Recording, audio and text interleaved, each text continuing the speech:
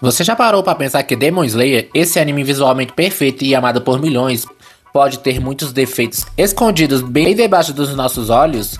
Pois é, por trás das suas lutas épicas, da trilha sonora impecável e das lágrimas que a gente derramou, existe um monte de erros, furos e decisões estranhas que muita gente simplesmente ignora. Vou mostrar alguns defeitos de Demon Slayer, desde os mais sutis até os que podem mudar completamente a forma como você enxerga o anime. Então se prepara, porque depois desse vídeo você nunca mais vai ver Demon Slayer da mesma forma. E se você é fã de verdade, fica até o final, porque alguns desses pontos são tão polêmicos que muita gente prefere fingir que nem existe.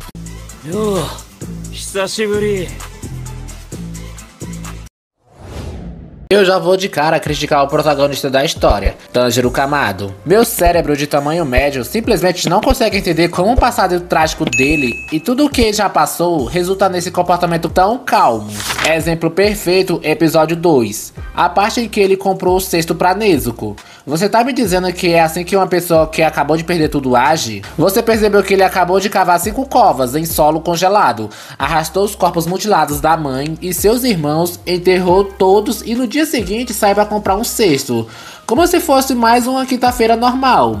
Ele deveria estar com um olhar vazio em choque total. Sim, o Tanjiro é um protagonista exemplar, puro de coração, empático e determinado, mas por vezes o bom moço dele chega a ser exaustivo, quase ingênuo demais. Ter pena de um demônio que matou centenas de pessoas é algo que nunca vou passar pano. Beleza, a gente que tá assistindo ter pena deles, pois é nos mostrado o passado, tudo o que aconteceu. Faz sentido a gente que assistiu ficar com dó deles.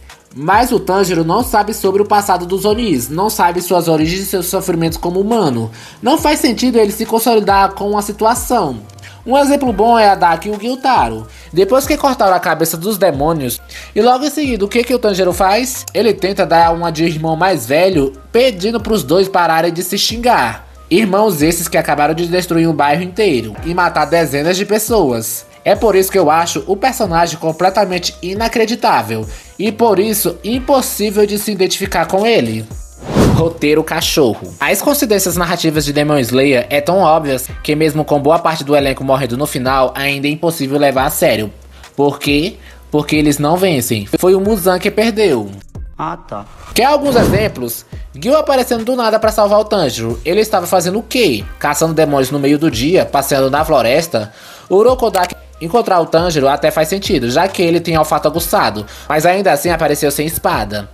E o pior de todos, Tanjiro literalmente põe a mão no maior e mais perigoso demônio de todos e sai ileso. Muzan, o inimigo supremo, tem o garoto na frente dele de bandeja e não faz nada. Era só dar um telefonema pro Kokushibo. E aí, irmão, lembra dos Kamados? Pois é, tem um aqui prontinho pra você. Fim da história, Tanjiro morto, Muzan vitorioso e crédito subindo.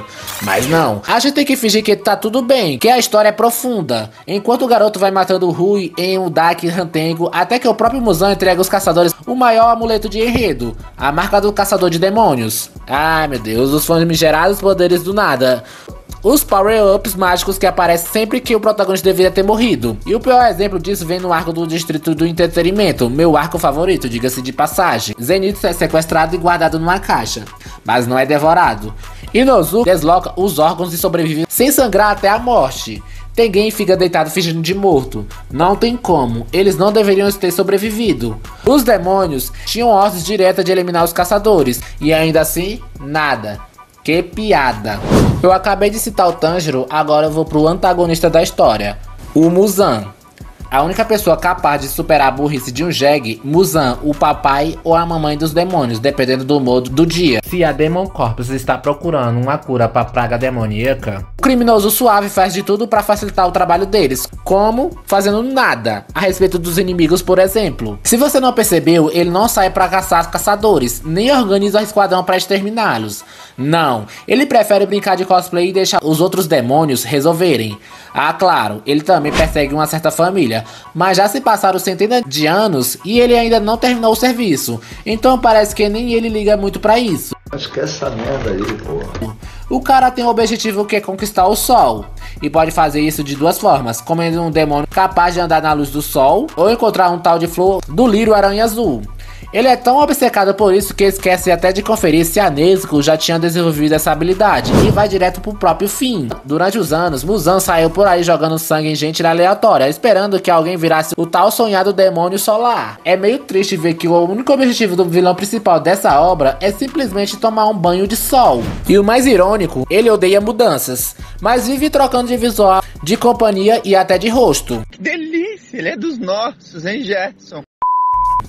Quando o Tanjiro finalmente entra em cena, Muzan decide agir e manda 2 dos seus capangas mais fracos atrás do garoto. Nenhum Lua inferior ele não mandou na hora.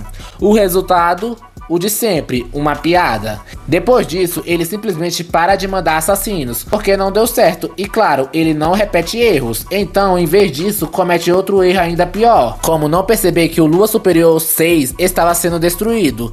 Mandar inimigos cada vez mais fortes só pro Tanjiro evoluir. A inteligência estratégica de um vilão é fundamental, e Muzan infelizmente se perdeu nela, virando uma anta memorável. Já falei do protagonista, do antagonista, agora vou falar da irmã do protagonista. O problema é que é a Nezuko. Sério, essa é a personagem mais Deus Ex Machina de Demon Slayer. Uma das maiores regras do universo do anime é bem clara: demônios não podem resistir à luz do sol, isso é dito desde o começo da história. E o que a Nezuko faz? Simplesmente conquista o sol, do nada, sem explicação, sem construção, sem nada. Pra mim, a autora levou o roteiro pra um beco sem saída e não encontrou nenhuma outra solução além de tornar a Nezuko imune assim do nada. E é tão sem lógica que até hoje, mesmo depois da obra ter acabado, nunca foi explicado porque ela é imune ao sol. Eu lembro muito bem, na época que saiu o episódio, eu fiquei tipo, ué, ela ficou imune assim tão fácil? Será que eu perdi alguma explicação? Aí eu fui pro YouTube tentar entender os motivos, ver se tinha alguém explicando por que aconteceu isso, e o que eu encontrei, só a gente fazendo as mesmas perguntas que eu. Um monte de teorias, palpites, mas explicações coerentes dentro da obra, nenhuma. E vale lembrar, teoria de fã não é verdade absoluta, pode até fazer sentido, mas se não for explicado na história, não serve pra nada. Quebrar um dos maiores tabus dos Onis, a fraqueza à luz do sol, de uma forma tão ridícula e sem sentido, foi simplesmente revoltante. Bem, esse último ponto aqui da lista eu quero dedicar a um Hashira específico, o Obanai, o Pilar da Serpente. Ele tem um design incrível, uma cobra mística e um passado sombrio. Tudo pra ser um dos personagens mais complexos, certo? Mas o que a gente vê, basicamente tem um desenvolvimento quase nulo. O Obanai foi o único Hashira que não teve uma luta contra um Lua superior. Chega a ser uma piada. Ah, mas ele lutou contra a Nakimi. Tá brincando comigo, né? Aquilo ali nem chega a ser uma luta. Foi uma encheção de linguiça da autora que não mudou nada na história. Ele e a Mitsuri brincando de pega-pega, enquanto os outros caçadores estavam dando tudo de si pra derrotar os Luas superiores. O Obanai, na minha opinião, era pra ter um arco só pra se desenvolver ele, assim como os outros Hashiras tiveram. Tá certo que nem todos, mas pelo menos tiveram mais tempo de tela. Já o Obanai só foi ter alguma relevância já no final da obra, ali na luta contra o Muzan. A autora deixou o coitado tão escanteado que teve que dar pra ele marca do caçador, lâmina vermelha, mundo transparente e o caralho de asa, tudo isso ao mesmo tempo. Esse desespero da Gotoji de dar destaque pra ele fez muitos fãs emocionados do Obanai achar que ele é o Hashira mais forte. Ele é muito cheio de potencial, isso eu posso afirmar. Mas esse potencial é praticamente jogado fora em nome de um arco romântico mal explicado. Em conclusão, Demon Slayer é uma montanha-russa de altos e baixos. Tem momentos muito bem feitos e outros que são uma completa bagunça. Se colocar tudo na balança, o resultado é triste. O anime, no fim das contas, é bem mediano. Mas eu amo, fazer o quê? Até semana que vem. Falou!